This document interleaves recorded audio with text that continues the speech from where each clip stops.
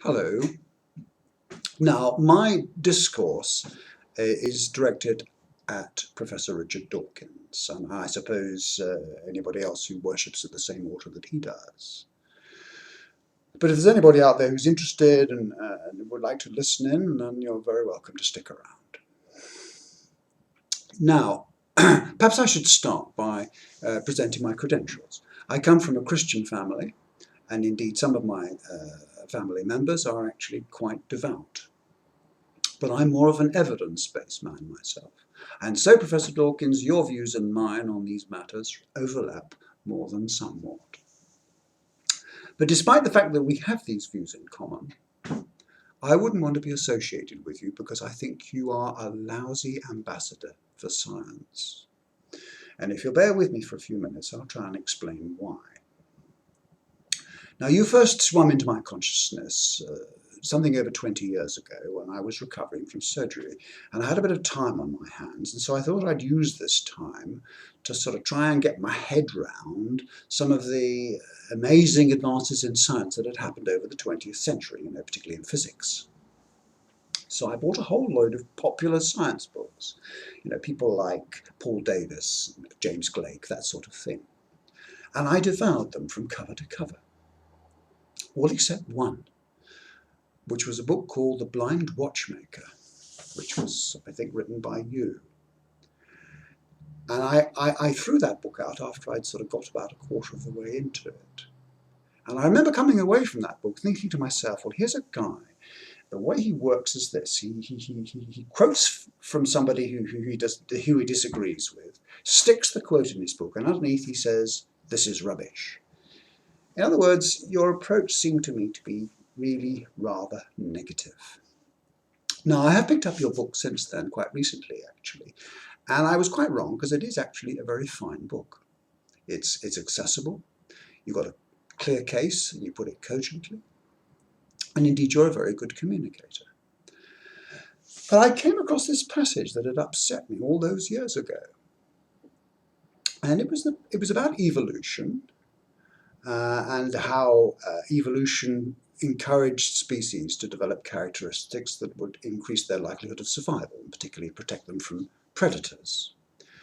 And there was this minister of the church who'd had the audacity to suggest that Darwin was obviously talking through his hat, because if evolution had made a polar bear white, so that it was merged in with its surroundings and was less easy to spot, how did he benefit from that? Because he didn't have any predators. Now, of course, it doesn't take a genius to spot the flaw in that logic.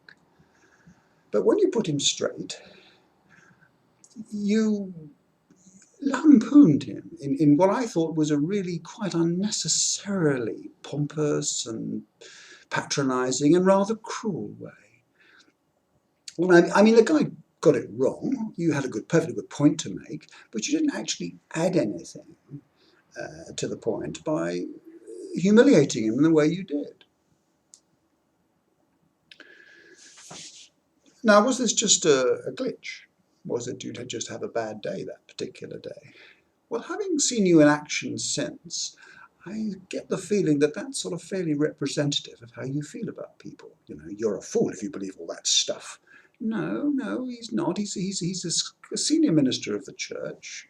And the fact that he doesn't have your easy expertise and skill in debating things like that doesn't make him a fool. So, humility. Now, is humility an important attribute in a scientist? Well, it's probably quite useful, isn't it, actually, because even the most eminent scientists foul up from time to time. I mean, Einstein got stuff wrong, didn't he? Now, my next charge concerns humanity. Now, I was driving along the motorway recently, and I switched on the wireless for something to listen to, and they were doing a program about the Virgin Mary. Actually, it was one of a series of programs, and this particular program was about people who thought that they'd encountered the Virgin Mary and the effects that it had had on their lives. And a whole lot of people came in one after the other, so thinking, who thought they'd seen the Virgin Mary on the froth on their beer, or in a cloud formation in the sky, or whatever. And then this woman came on. Now, she had been diagnosed with a terminal illness. It was some kind of motor neuropathy, as far as I could gather. Whatever, her doctors had told her that she had this disease which they couldn't cure and would kill her quite soon. And then shortly after that, she had this experience where she thought she met the Virgin Mary.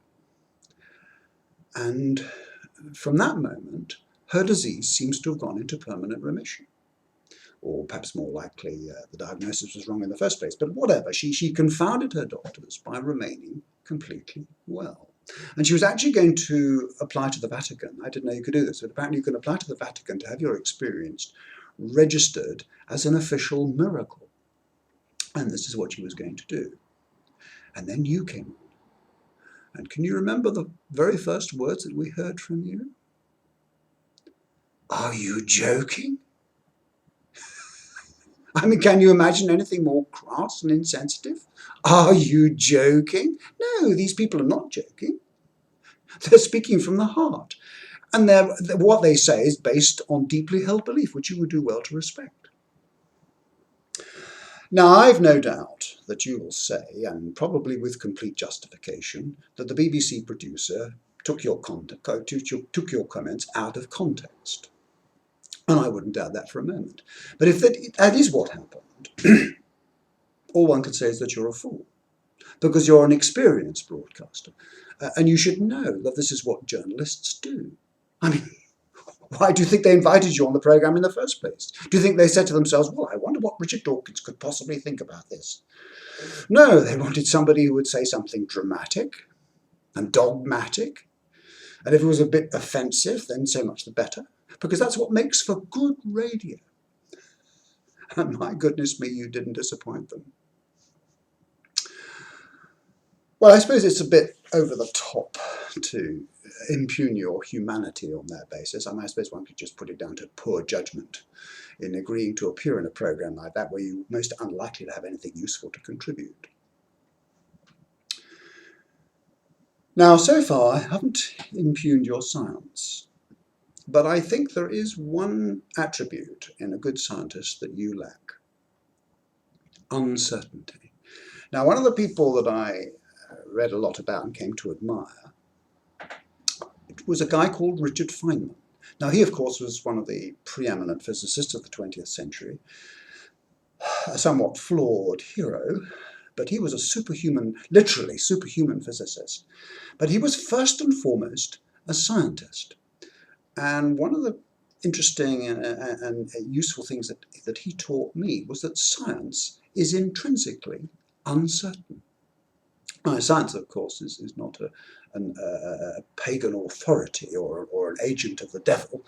It's just a method of finding out how the universe works. And it is intrinsically uncertain. It's not so much we don't know stuff, it's just that it actually has uncertainty built in.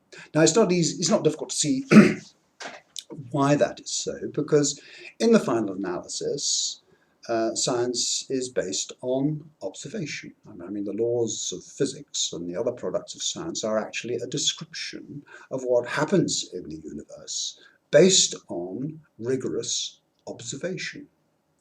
Now, the thing about observation, of course, is that you can observe what's happening now, and you can remember or you can read about what has happened in the past, but what's going to happen in the future is always uncertain. So there may be some process or some experiment that has been observed 47 trillion times, and every single time it has behaved in such and such and such and such a way. Then the chances are that on the next occasion, on occasion number 47 trillion and one, it's going to behave in the same way. But being in the future, you can never be quite certain about that. There's always a little bit of uncertainty. I mean, maybe that little bit of heat will move from that cold thing over there to this slightly warmer thing over here. And of course, it only needs one counterexample, and your hypothesis is out the window. I mean, Newton's laws were current for hundreds of years, weren't they, before people realised that there was a factor missing from the equations. And look at this recent neutrino business. So uncertainty, I think, is something that you lack. You always seem very sure. And for that reason, I think Richard Feynman would not have put you on his shortlist for Scientist of the Year. I mean, if just bear with me for a minute or so longer, I'll give you a very brief example. I mean, we live in 3 dimensions, don't we? We've got backwards and forwards, sideways and up and down. Those are the 3 dimensions that we live in. And we can't imagine a 4th dimension. We can't get our heads around the idea of a 4th coordinate at right angles to all the other 3. But mathematics will support and indeed encourage a 4th dimension, or as many dimensions as you want. You could have an infinite number of dimensions, and the mathematics is there already to use. So how can anybody be certain that there isn't intelligent life out there living in 4 dimensions, including our 3? Because if there were, we wouldn't be able to detect it unless it chose to show itself to us. But it would have immense power over our little 3-dimensional universe. It could do pretty much anything it wanted, and we wouldn't be able to do a thing to stop it. Not very likely, but isn't there just that little bit of uncertainty?